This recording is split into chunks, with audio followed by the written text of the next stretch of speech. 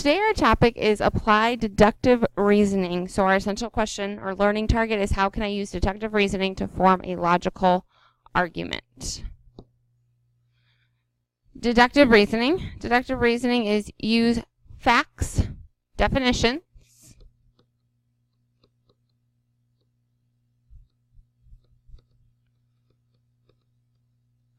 accepted properties, and the laws of logic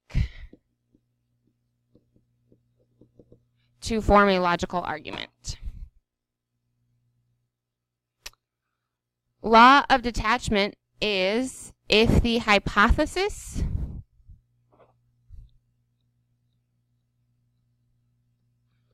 of a true conditional statement is true, then the conclusion is also true.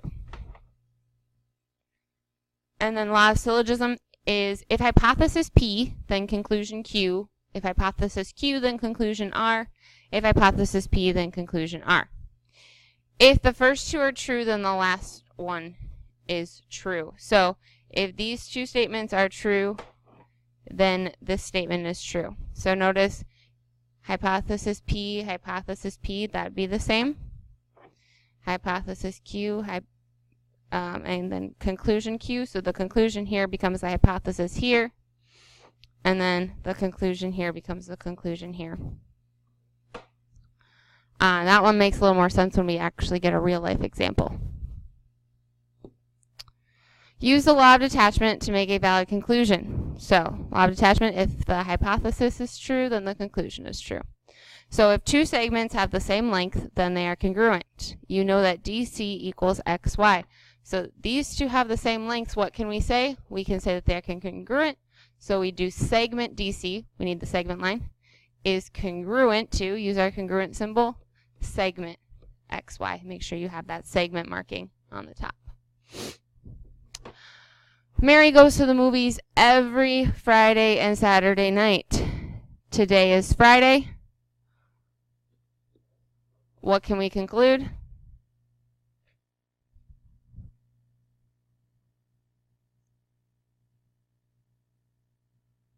We can conclude that Mary will go to the movies tonight.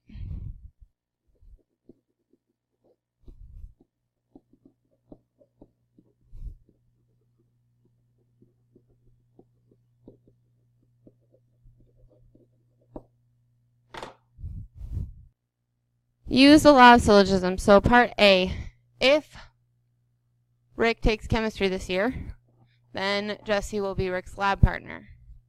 Now we're taking that conclusion. If Jesse is Rick's lab partner, then, let's just say then, Rick will get an A in chemistry. So we can conclude that the first hypothesis and the last conclusion go together. If Rick takes chemistry this year,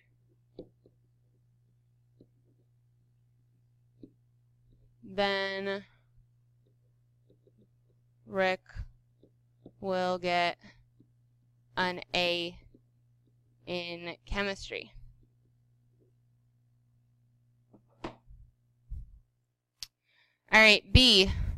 If x squared is greater than 25, then x squared is greater than 20. If x is greater than 5, then x squared is greater than 25. All right, so this is kind of backwards. So if we think of this one as the first statement, if x is greater than 5, then x is greater than 25. And then if x is greater than 25, x squared is greater than 25, then x squared is greater than 20. There's this crisscross thing happening. So if these two, if you have a hypothesis and a conclusion that are the same, then the hypothesis, so if x is greater than 5, and the conclusion of the other statement, then x squared is greater than 20, can be put together and will be true, as long as these two statements are true, and they are. All right, so then for part C, if a polygon is regular, so that's a hypothesis, then all angles in the interior of the polygon are congruent.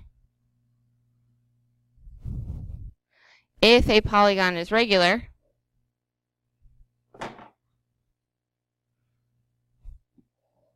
then all of its sides are congruent. So right here, we have two hypotheses that are the same.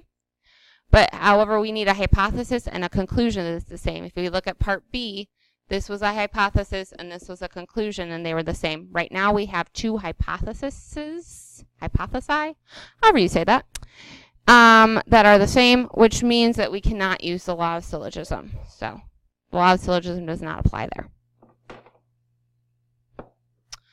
Use inductive and deductive reasoning. It's on the back of your note sheet. Flip over. What conclusion can you make about the product of an even integer and any other integer?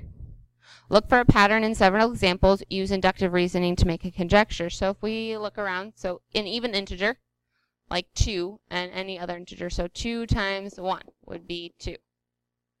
2 times 3 would be 6. Well, let's try another even integer like 8. 8 times, oh, let's do some, it's an integer, let's do some negatives. Negative 3 is negative 24. 8 times negative 5 is negative 40. If we look, our conclusion, our conjecture should be that an even integer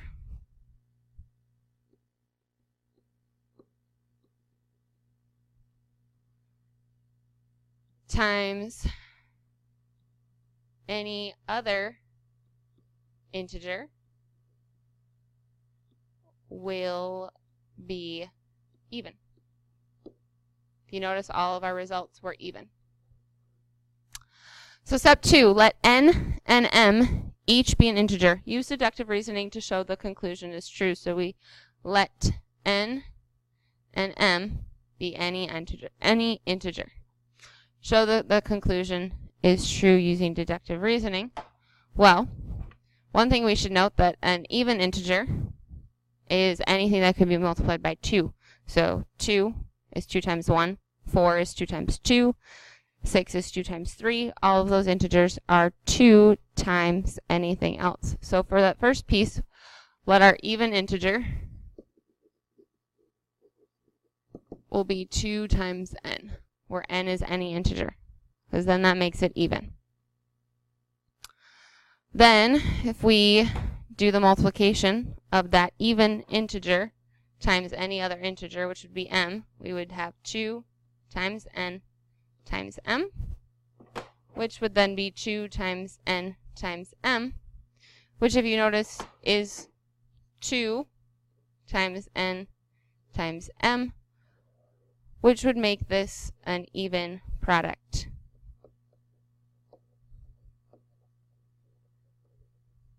So the algebra behind it holds, which means that our conjecture is true and will always be true. That an even integer times any other integer will always be even.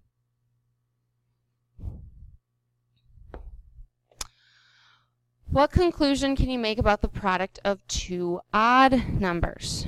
All right, so odd numbers, look for a pattern and make a conjecture. So if we have 1 times 3, that'd be 3. We can do 3 times 7, that's going to be 21. 5 times 9, that's going to be 45. 13 times 3 is going to be 39. If you look, they're all coming out odd. So product of two odd numbers will be odd. That would be our conjecture. That would be what we think is going to happen all the time. Now step 2 is where we show that it should happen all the time using algebra. So let n and m be any odd integer. Use deductive reasoning to show that the conjecture is true. So to express an odd integer, we do 2n plus 1. That's an even integer. As we talked about last time, that's even. Plus 1, which means we go up 1. So an even integer 2 plus 1 would make 3, which is an odd integer. So our odd integers come between our even integers. So if we say that n times m is going to be an odd integer, well, we will say that n would be, we'll say 2 times p plus 1 will be n, which would make it an odd integer.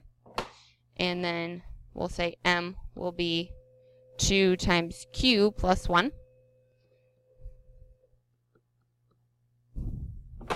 Multiply these together, use that distributive property, we get 2p times 2q, multiply that together, plus 2p, multiply that together, plus 2q, multiply that together, plus 1.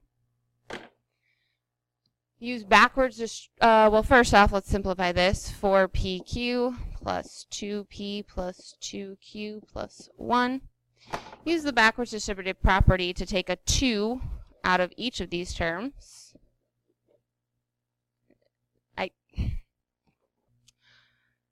Take a 2 out of each of those terms. So if we take a 2 out of 4pq, we're left with 2pq. And take a 2 out of p, we're left with p. Take a 2 out of q, we're left with q. We have that plus 1. So if we look, it follows that form of 2 times a number plus 1, which means our conclusion, our answer, will be an odd number. That's all the notes I have for you today. Thank you for watching this video, and please subscribe to our YouTube channel, my YouTube channel.